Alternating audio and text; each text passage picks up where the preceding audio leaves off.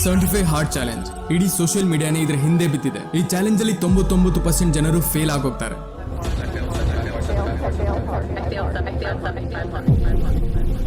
ಈ 75 hard challenge ಏನು, ಇದನ್ನ ಯಾಕೆ ಮಾಡ್ತಾರೆ? ನಮಸ್ಕಾರ, ಗುಡ್ ಮಾರ್ನಿಂಗ್ ಎಲ್ರಿಗೂ.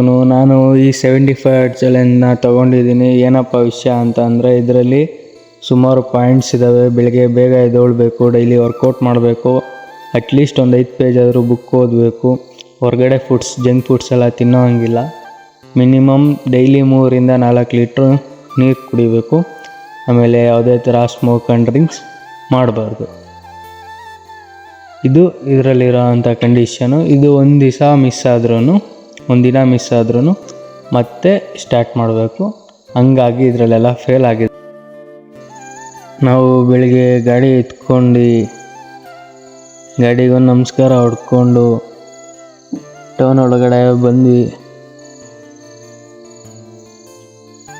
ಇದು ನೀವು ನೋಡ್ತಿದ್ದೀರಲ್ಲ, ಇದು ನಾನು ಓದ್ತಿರೋ ಅಂಥ ಕಾಲೇಜು. ನಾನು ಬಂದ್ಬಿಟ್ಟು ಫುಲ್ ಟೈಮ್ ಆಟೋ ಓಡಿಸಲ್ಲ, ಪಾರ್ಟ್ ಟೈಮಾಗಿ ಆಟೋ ಓಡಿಸ್ತಿರೋದು. ಸೊ ಕಾಲೇಜ್ ರಜಾ ಇರೋ ಕಾರಣ ಈಗ ಫುಲ್ ಡ್ಯೂಟಿ ಆಗಿದೆ.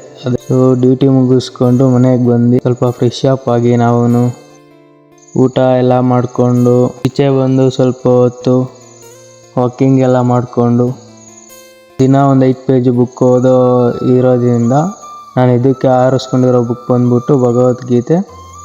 ಸೊ ಇದನ್ನು ಇವತ್ತು ಕಂಪ್ಲೀಟ್ ಮಾಡಿ ಮಲ್ಕೊತಾ ಇದ್ದೀವಿ. Good night.